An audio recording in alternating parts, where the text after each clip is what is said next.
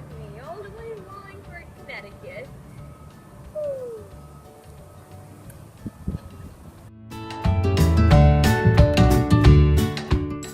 So this is fig buttercup. Scientific name, Ficaria verna. It grows primarily in Eurasia and Northern Europe. Shiny dark green, kidney-shaped leaves. Glossy butter yellow flowers appear in March and April, supported on delicate stalks above the leaves. And the above ground portions of fig buttercup die back by early June. It spreads primarily by bulbous and underground tubers. I know the fig buttercups like moist places. This is the perfect spot. Let me dig up a hole. There you go. Come on. And out of your pot.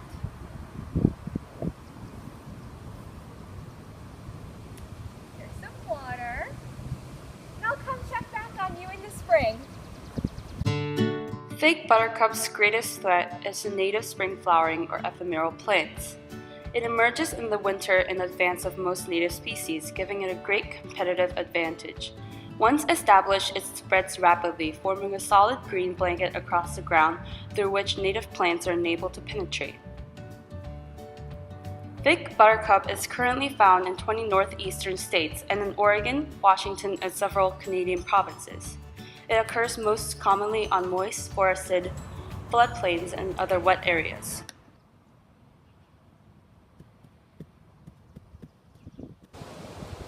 Where are all my marsh marigolds and my Virginia bluebells, my toothworts, my Dutchman's breeches?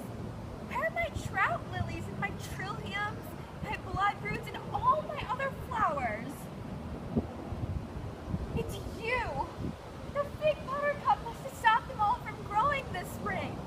Look at that blanket it creates over the ground. What are all the bees gonna do without their pollen? What's gonna happen to the wildlife when they don't get their fruit and leaves? Because of the fig buttercup's short life cycle, there is a limited window of opportunity for controlling it. Currently, there are no biological control agents, and chemical pesticides present a danger to native wildflowers and amphibians, many of which are emerging at the same time. Care should be taken to correctly identify fig buttercup before undertaking any control efforts to avoid removing native look-alike plants. For small infestations, clumps can be pulled by hand or dug up using a shovel, removing entire plants and as many tubers as possible. Use of synthetic herbicides is also an option but should be done as early as possible to avoid impact to native plant species. I thought you were a pretty flower, but you're turning out to just be a pest. Need to get rid of you right now. I planted you to be a decorative flower, but now you're ruining the entire ecosystem. Need to get rid of you.